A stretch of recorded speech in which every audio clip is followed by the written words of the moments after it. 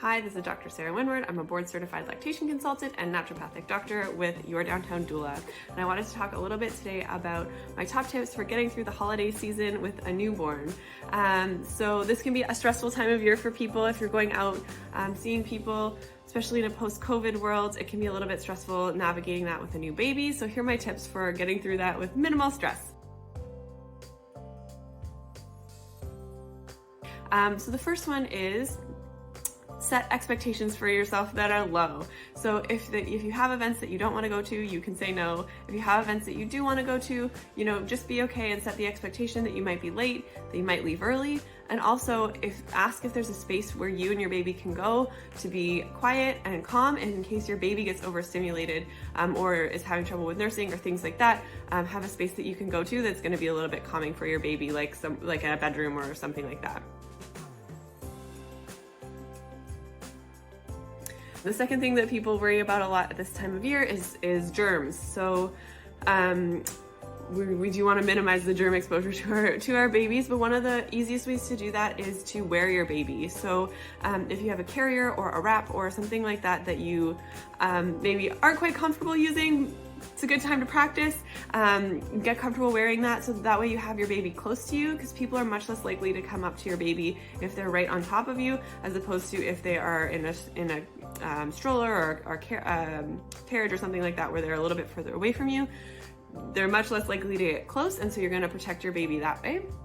The other thing is that if you're nursing, having your baby close to you and touching your baby often and kissing your baby often is actually going to tell your body what your baby's been exposed to, and you're going to make antibodies and immune factors to whatever's been in that environment. So if you are out, I do recommend kissing your baby regularly and having them close to you so that they get that immune boost from your milk. The last thing that I get asked about a lot at this time of year is alcohol. So is it safe? Now that I'm not pregnant anymore, can I enjoy some drinks while I'm out? And the answer is, in general, yes.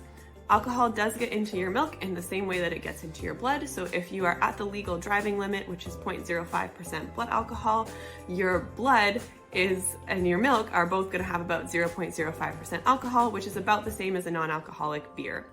Your body, if your baby is then going to digest that, and so the amount that actually gets into your baby's blood is very, very small.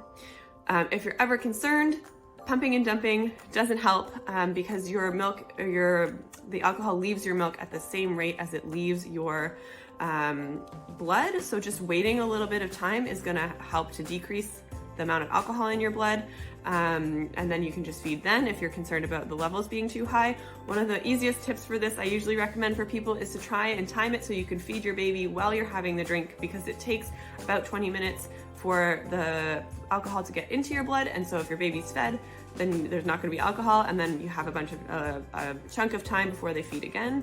And then in general, the recommendation is if you can drive, you can nurse.